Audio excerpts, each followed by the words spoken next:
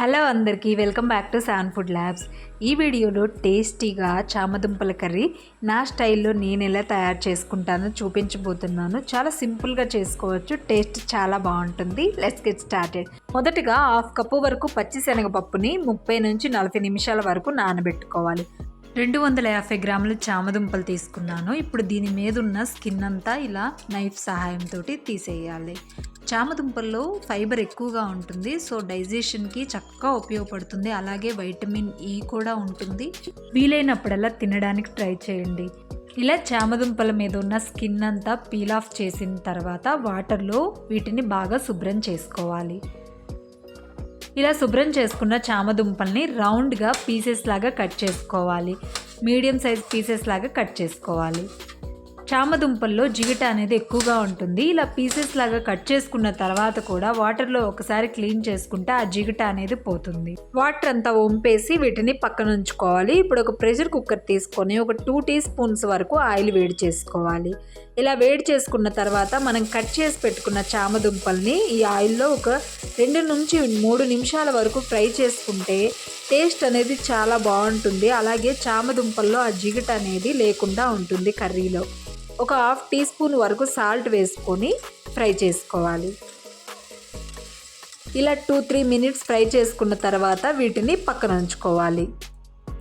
ఇప్పుడు ఒక table spoon వరకు ఆయిల్ వేడి చేసుకొని ఇందులో ఒక 1/2 టీ స్పూన్ వరకు జీలకర్ర, అలాగే ఒక బ్లాక్ కార్డమమ్, 2-3 బిర్యానీ ఆకులు, అలాగే ఒక 2-3 పచ్చిమిర్చిని ఇలా కట్ చేసి వేసుకొని ఒక 1 మినిట్ వరకు ఫ్రై చేసుకోవాలి.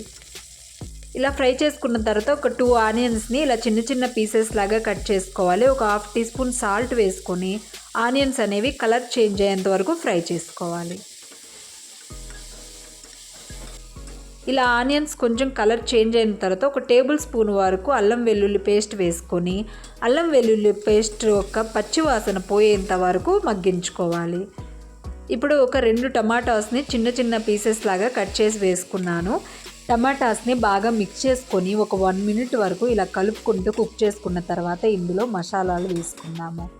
మొదటిగా ఒక టేబుల్ స్పూన్ వరకు కారం, ఒక 1/2 టీ స్పూన్ జీలకర్ర పొడి, అలాగే 1/2 టీ స్పూన్ ధనియాల పొడి వేసి వీటన్నిటిని బాగా మిక్స్ చేయాలి. ఇలా టమాటో మెత్తపడిన తర్వాత మనం నానబెట్టుకున్న పచ్చిశనగపప్పు, అలాగే ఫ్రై చేసి పెట్టుకున్న చామదుంపల్ని ఇందులో వేసుకొని రుచికి సరిపడా కల్లు ఉప్పు వేసుకోవాలి. అలాగే 1/4 టీ స్పూన్ పసుపు వేసి వీటన్నిటిని బాగా మిక్స్ చేసుకొని ఒక 2 మినిట్స్ వరకు కుక్ చేసుకోవాలి. లిడ్తో కవర్ చేసి ఒక 2 నిమిషాలు ఇలా మగ్గించుకోవడం వల్ల చామదుంపలకు అనేది ఆ మసాలా అనేది పడుతుందన్నమాట. ఇందులో 1 కప్పు వరకు వాటర్ పోసుకోవాలి. బాగా మిక్స్ చేసుకున్న తర్వాత కొన్ని కర్రీ లీవ్స్ ఇందులో వేసుకొని మూత పెట్టేసి హై ఫ్లేమ్ మీద 1 విజిల్, అలాగే లో ఫ్లేమ్ మీద 2 విజిల్స్ వచ్చేంత వరకు కుక్ చేసుకుంటే సరిపోతుంది.